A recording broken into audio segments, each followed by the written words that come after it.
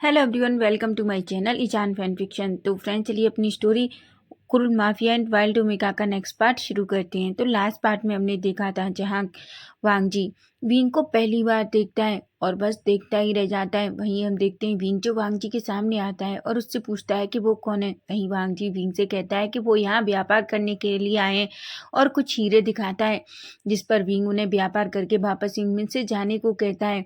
वहीं विंग के जाने के बाद वांग जी बस विंग को ही देख रहा था। वहीं शुयांग तो पूरी तरीके से शॉक था, लेकिन क्योंकि इससे पहले कभी भी वांग जी ने इस तरीके से किसी भी ओमेगा में इतनी दिलचस्पी नहीं दिखाई है। वहीं हम देखते हैं वांग जी कहता है, शुयांग अपने लिए कहीं सराय देखो, मैं रुकना चाहता हूँ और वैसे भी मुझे बहुत भूख लगी है। ऐसा कहता है, जिस पर शुयांग कहता है। वहीं वांग जी और शुयांग दोनों वहाँ से रहने के लिए जगह ढूंढने लगते हैं। वहीं हम विंग को देखते हैं। विंग जो सीधा अपने पिता की सभा में पहुँचता है। जैसे ही उसके पिता उसे देखते हैं, वो कहते हैं, विंग क्या तुमने अपना काम कर दिया? भीम कहता है, बिल्कुल पिताजी, जिस इंसान ने बताया था वो सच कह रहा था। आप नहीं जानते, वो दुकान वाले ने अपनी तराजू के नीचे बहुत सारी चुम्बक लगा रखी थी ताकि वो लोगों को सामान में इस तरीके से धोखाधड़ी कर सके। जिस पर सभी सभा के लोग खड़े हो जाते हैं और विंग के लिए तालियां बजाने लगते हैं। वहीं हम देखते हैं फेमियान तो बहुत खुश होते हैं। वहीं चैंग विंग के पास आता है और विंग को हक करके कहता है, मैं बहुत खुश हूँ, मुझे पता था तुम ही ये कर सकते हो। वैसे तुम बताओ, आज तुम क्या करना चाहते हो? तभी विंग कहता है, गगा मैं आज बार में जाना चाहता हूँ। चैंग कहता है, क्या तुम मरना चाहते हो? अगर पिताजी को पता चला कि मैं तुम्हें बाहर में लेकर गया हूँ तो वो हम दोनों को मार डालेंगे। तभी विंग कहता है, गगा मुझे पता चला है कि कुछ जासूस हमारे ह्यूमन में आकर हमारे ह्यूमन में जासूसी कर रहे हैं। चैंग कहता है, क्या तुम श्योर हो? तभी विंग कहता है, बिल्कुल गगा, आप अच्छे से जानते हैं कि मेरे जो खबरी हैं वो कभी मुझे झूठी खबर नहीं देते। जिस पर चैंग एक स्माइल करता है और कहता है, ठीक है, वादा रहा, पर ये सब हम कुछ बाद में करेंगे। जिस पर विंग कहता है। तभी फेमियान खड़े होते हैं और कहते हैं, आखिर तुम दोनों भाई क्या बातें कर रहे हो? इस पर विंग कहता है, पिताजी वो तो हम दोनों भाइयों के बीच की बात है, मैं नहीं आपको बताना चाहता। जिस पर सभी हंसने लगते हैं। तभी फेमियान कहते हैं, विंग अब तुम आराम करो। जिस पर विंग कहता है और अचानक अपने दास जिंगचैन की तरफ देखता है। जिंगचैन जो महाराज को बुक करता है और वो भी विंग के साथ उसके पीछे पर चला जाता है। तभी जिंगचैन कहता है, एक बात बताओ, तुम मुझे एक बात बताइए राजकुमार, कि आपको नहीं लगता वो दो लोग वहाँ थे वो बहुत अजीब थे? विंग कहता है, तुम किसकी बात कर रहे हो? विंग जब भी जिंग चैंग के साथ अकेले होता है तो सिर्फ वो उसे यांग कहकर बुलाता है। वो कहता है, यांग तुम किसकी बात कर रहे हो? यांग कहता है, मैं उसी की बात कर रहा हूँ। वो दो लोग, जब हमने उस आदमी को पकड़ा, वो उसमें जो एक पर्सन था वो तो आपको बहुत अजीब नज़रों से देख रहा था। तभी विंग एक स्माइल करता है और कहता है, मुझे पता है, वो एक बहुत ही अलग अल्फा था। मैंने उसकी खुशबू देखी थी, लेकिन मुझे नहीं लगता जब उसे ये पता चलागा कि मैं यूनमिन का राजकुमार हूँ तो मुझे दोबारा देखने की हिम्मत करेगा। वैसे भी मुझे कोई फ़र्क नहीं पड़ता, अल्फ़ा बीटा या ओमेगा कोई भी हो, हमेशा मुझे देखते ही रहते हैं। जिस पर यांग एक स्माइल करता है और कहता है, क्योंकि हमारे राजकुमार हैं ही इतने सुंदर।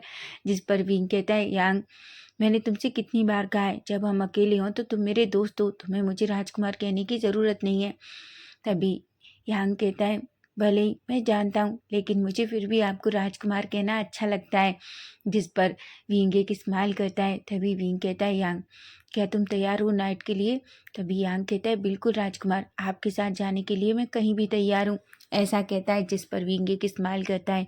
वहीं हम वांग जी और विंग को देखते हैं जो सीधा एक सराय में जाते हैं। वो एक रूम के रेंट पर लेते हैं और सीधा उस सराय के रूम में चले जाते हैं। वहीं विंग वांग जी जो भूखा था और थका हुआ था। तभी सुयांग कहता है, ठीक है महाराज, आप यहाँ इंतजार कीजिए, मैं आपके लिए खाना लेकर आता हूँ। जिस पर वांग जी कहता है। वहीं सुयांग जो बाहर जाता है और वांग जी जो बेड पर लेट जाता है, लेकिन बार बार उसके चेहरे पर के सामने विंग का चेहरा आ रहा था। वो कहता है, मुझे ये समझ नहीं आया कि वो मुझसे इतनी नफरत क्यों करता है। मैंने तो आज तक युनमिन पर हमला भी नहीं किया और मैंने कुछ ऐसा भी नहीं किया युनमिन के साथ जिस वजह से वो ओमेगा मुझसे इतनी नफरत करता है।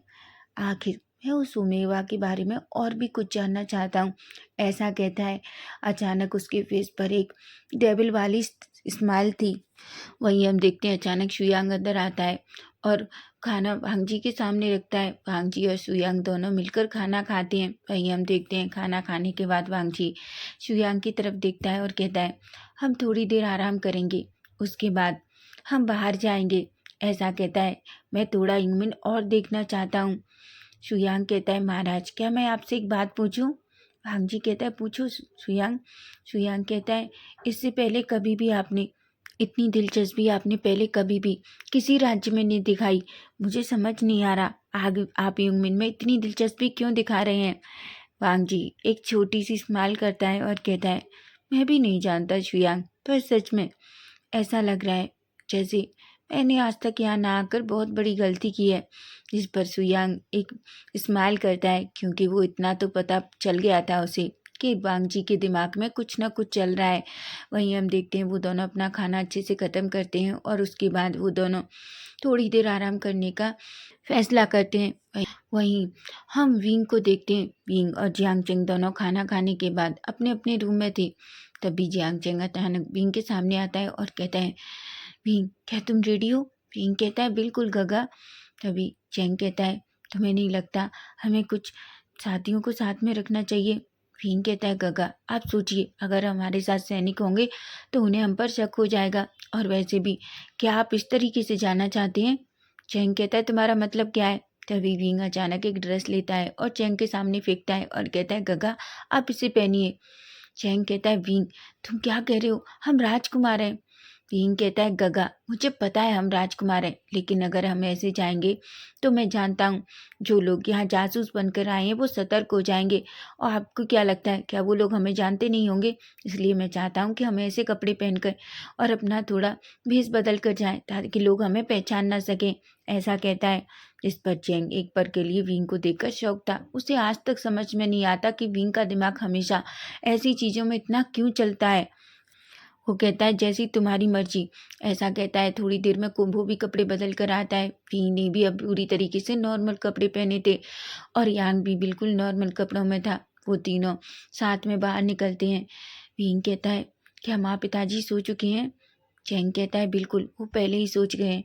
वो धीरे से बाहर निकलते हैं क्योंकि वो महल के आगे से नहीं जा सकते थे। पूरी जगह सैनिकों का पहरा था। अगर कोई भी देख लेता वो उन लोगों को बाहर नहीं जाने देता, इसलिए वो जानबूझकर पीछे के दरवाजे से कूदते हैं ताकि उन्हें कोई ना देख सके, और पीछे के दरवाजे से ही बाहर की तरफ निकल जाते हैं। बाहर निकलते ही विंग बहुत खुश होता है। चैंग कहता है, विंग तुम्हें रात में इस तरीके से पाइल्ड बनना अच्छा लगता है? विंग कहता है, गग्गा यही तो लाइफ है, आप क्या जाने, जिंदगी जीना ऐसे ही तो कहता है। मुझे तो समझ नहीं आता, आप पता नहीं उस महल में क्यों इस तरीके से रहते हैं। आपको भी देखना चाहिए जिंदगी कितनी खूबसूरत है, बस इसे हमें अपने तरीके से जीना चाहिए। ऐसा कहता है। चैंग कहता है, बस बस अब चलो। ऐसा कहता है। तभी चैंग अचानक विंग की तरफ देखता है और कहता है, लेकिन तुम बिल्कुल भी ड्रिंक नहीं करोगे। विंग कहता है, गगा ये गलत बात है, आप जानते हैं कि हम कहाँ जा रहे हैं। अगर मैं मदरा नहीं पीऊँगा तो आप बताइए, आप पहले से ही जानते हैं मुझे यहाँ की कितनी पसंद है। तभी चैंग कहता है, बिल्कुल नहीं, सोचो अगर हम नशे में हो गए और किसी ने हमें पहचान लिया तो बहुत गलत हो जाएगा।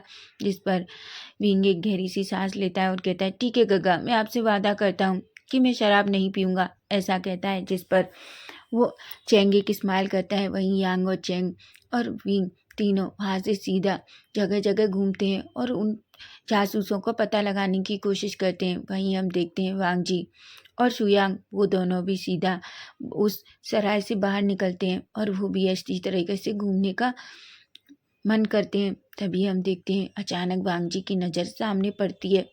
वो शुयांग की तरफ देखता है और कहता है, शुयांग ऐसा क्यों लग रहा है जैसे उस टीम में जो बीच वाला पर्सन है मैं उसे जानता हूँ, जैसे मैंने उसे कहीं देखा है। शुयांग कहता है, महाराज आप कैसी बातें कर रही हैं? वांग जी कहता है, बिल्कुल मैं बस उसे देखना चाह रहा हूँ। तभी वांग जी कहते हैं, ओह ये तो राजकुमार है, लेकिन राजकुमार भेष बदल कर कहाँ जा रहा है? शुयांग कहता है, महाराज हमें क्या करना है, आप सिर्फ ये शहर घूमना चाहते हैं? वांग जी कहता है, शुयांग मेरे साथ आओ, तुम्हें मजाक करना नहीं आता शुयांग। तुम ना मंत्री बन बनकर और सिर्फ मेरे सारे बातों को मान मान कर बस उसी तरीके से रहते हो। चलो देखते हैं राजकुमार आखिर इतनी रात को कपड़े बदल कर और उन दो लोगों के साथ कहाँ जा रहा है। जिस पर शुयांग बस हाँ कहता है। वहीं हम देखते हैं शुयांग और वांगची दोनों उन तीनों का पीछा करने लगते हैं। तभी हम देखते हैं वो तीनों एक शराब खाने में एंटर करते हैं। जैसे ही वो उसमें प्रवेश करते हैं वो तीनों चुपचाप जाकर एक जगह पर बैठ जाते हैं जहाँ वो कुछ लोगों को देखने लगते हैं। चैंग कहता है विंग, क्या तुम सच में, तुम्हें ऐसा लगता है कि वो लोग यहाँ होंगे? विंग कहता है मैं अच्छे से जानता हूँ गग्गा, वो लोग यहीं होंगे। वहीं हम देखते हैं वांगजी और शुयांग भी चुपचाप धीरे धीरे उनके साथ आते हैं और दूसरी तरफ चुपचाप बैठ जाते हैं। वहीं हम देखते हैं विंग जो अचानक चारों तरफ देखने लगता है। शुयांग कहता है भांगजी से कहता है महाराज आपको क्या लगता है? भांगजी कहता है मुझे कुछ समझ नहीं आ रहा, आखिर युंगमिन का राजकुमार होकर वो इस तरीके से ऐसी जगह क्यों है? वैसे वो एक ओमेगा है। सच में ये तो बहुत वाइल्ड है। अगर इसके पिताजी को ये पता चला तो क्या होगा? तभी शुयांग कहता है महाराज, पर भांगजी कहता है शुयांग बस मुझे देखने दो, ऐसा कहता है। वहीं हम देखते हैं अचानक चैंग बिंग की तरफ देखता है। वहीं हम देखते हैं दो लोग अचानक खड़े होते हैं और वो धीरे से एक दूसरे से कुछ बातें करते हैं।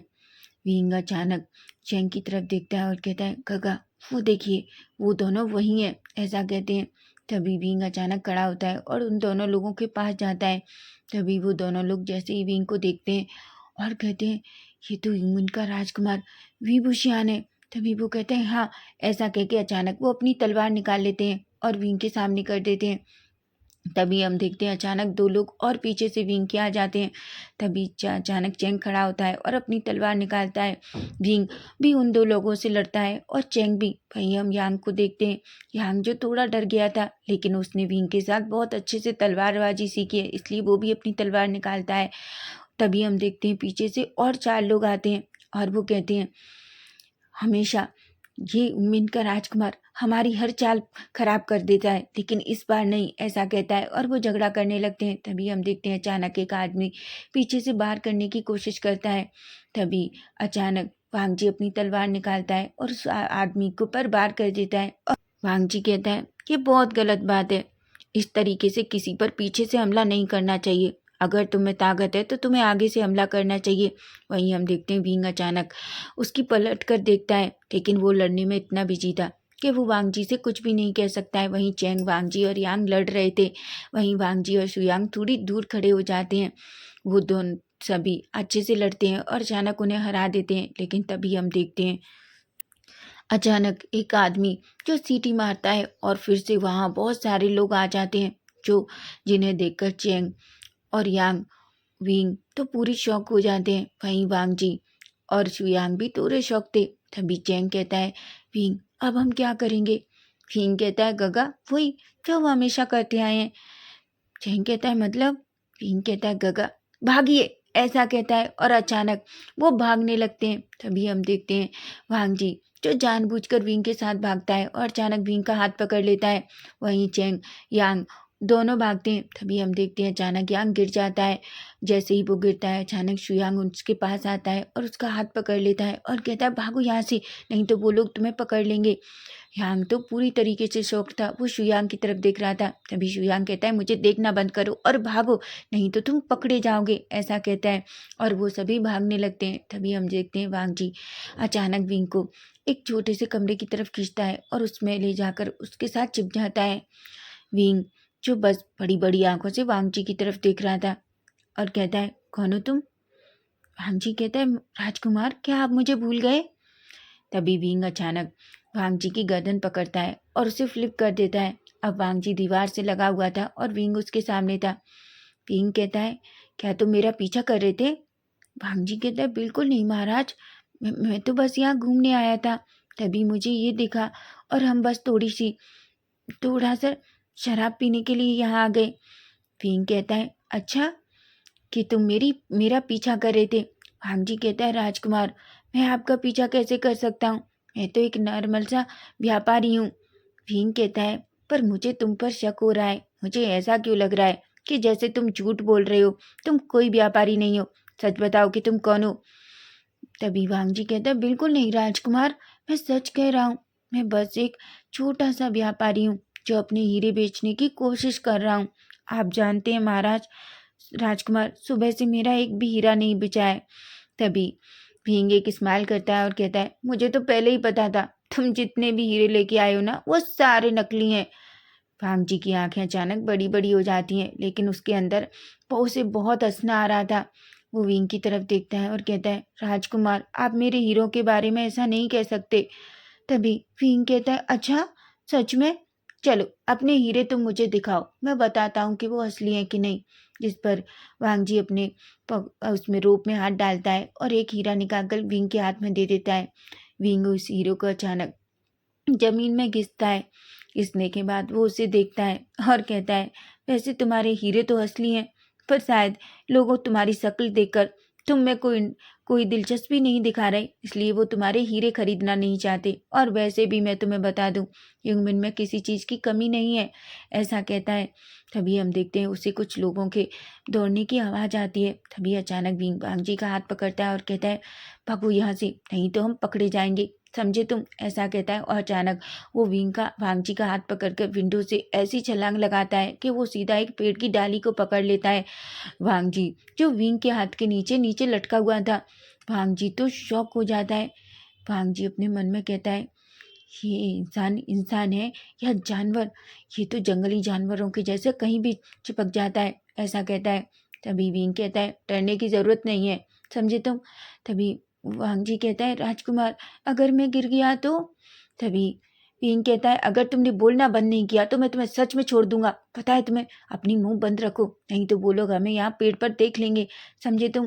वांग जी कहता है, ठीक है राजकुमार, लेकिन सोचिए, अगर मैं गिर गया और मेरी कमर टूट गई तो मेरा क्या होगा, मेरा छोटा सा परिवार है, उनकी देखभाल कौन करेगा। विंग कहता है, सच में? लेकिन तुम्हें देखकर ऐसा क्यों लग रहा है जैसे तुम झूठ बोल रहे हो। भांग जी कहता है, राजकुमार आप मुझ पर बेवजह शक कर रहे हैं, अगर आपको भरोसा नहीं है तो आप मेरे साथ आ सकते हैं, मेरे गांव में देख सकते हैं। मेरी एक बूढ़ी माँ है, आपको पता है, जो बहुत बीमार रहती है। भींग जब ये सुनता है तो वो वांग जी की तरफ देखता है।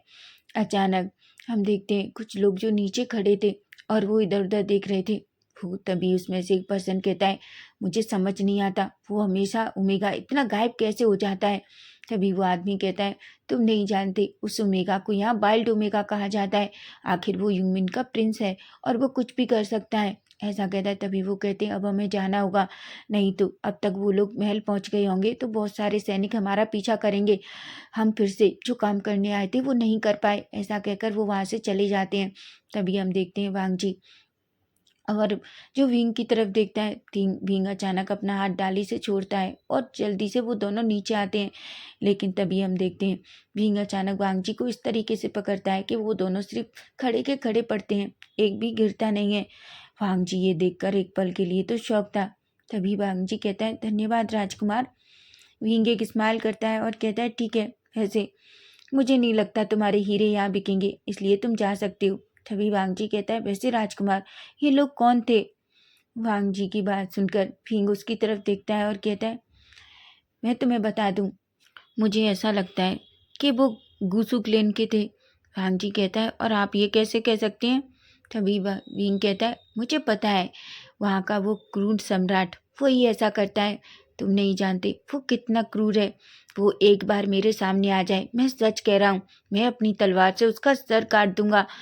तभी वांग जी शॉकिंगली विंग की तरफ देखता है और अचानक अपनी मुट्ठियां बीच लेता है।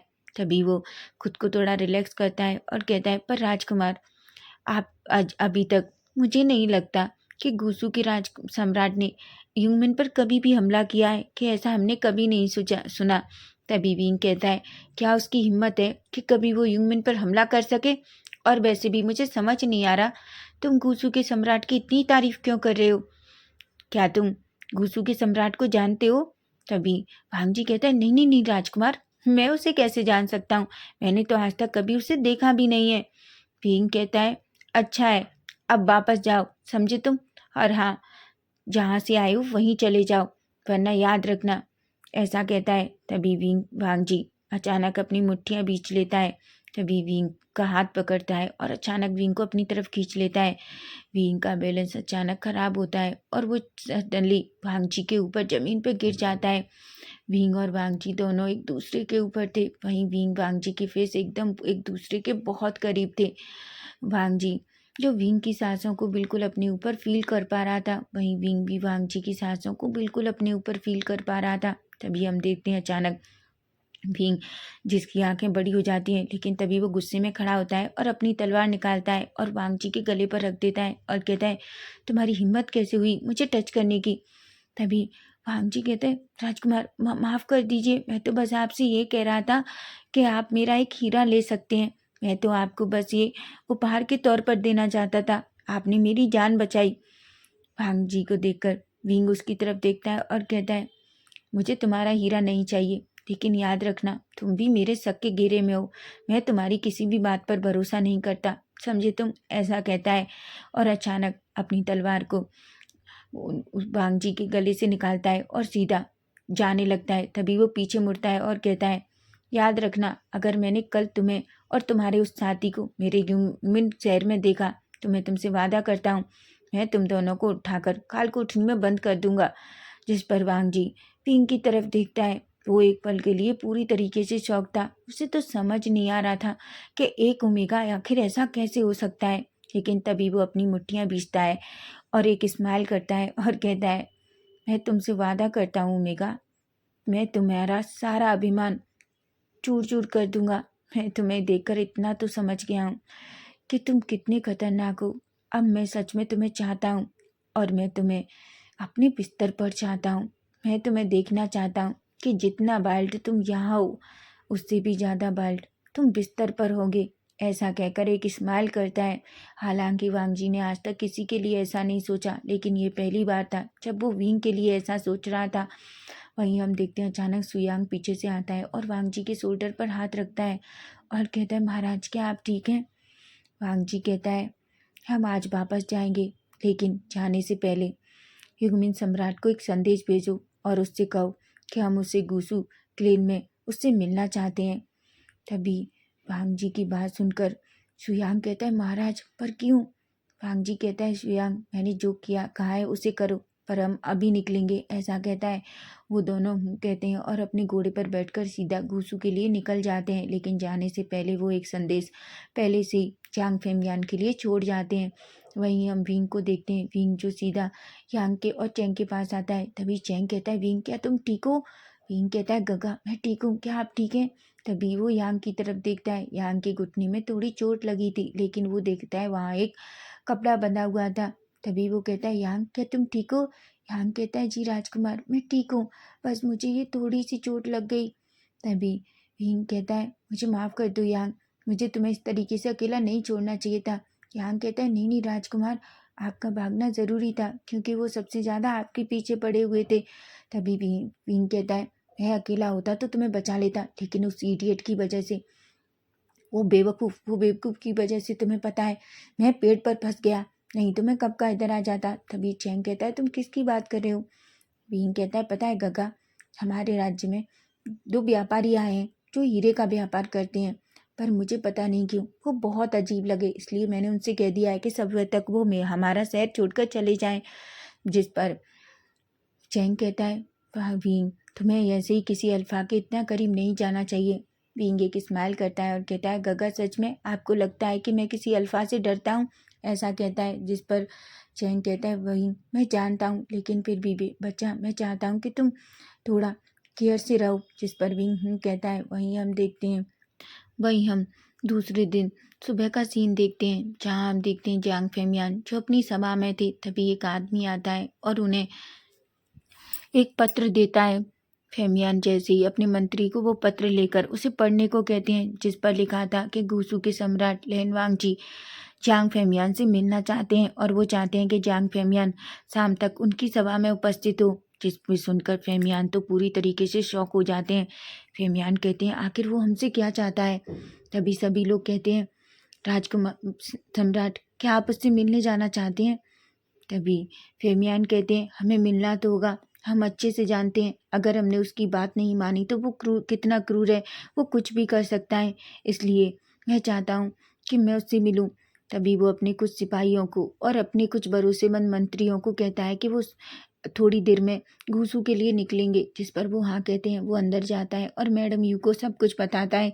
मैडम यू सुनकर थोड़ा परेशान हो जाती हैं, क्योंकि वो जानती हैं कि लिन वांगजी यूं ही किसी को नहीं बुलाता जब तक कोई बात ना हो। तभी मैडम यू कहती हैं, आपको क्या लगता है आखिर वो इतना क्रूर सम्राट आपसे क्यों मिलना चाहता है? फेमियान कहते हैं, तुम डरो मत, मैं देखना चाहता हूँ कि आखिर वो मुझसे क्यों मिलना चाहता है।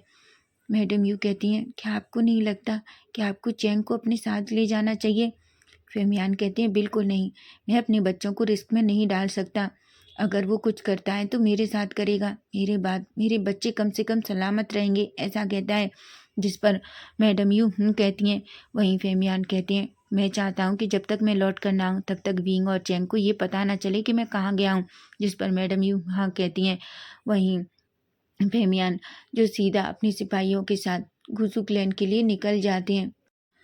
तो फ्रेंड्स इसका नेक्स्ट पार्ट हम कल देखेंगे। अगर आपको ये फैन फिक्शन अच्छा लग रहा है तो प्लीज़ प्लीज़ प्लीज़ मुझे कमेंट करके ज़रूर बताना कि आज का पार्ट आपको कैसा लगा है। यार आप कमेंट कीजिए यार, ना तो आप सब्सक्राइब करते हो ना कमेंट करते हो। प्लीज़ यार कमेंट करो, सब्सक्राइब करो। Bye bye, take care.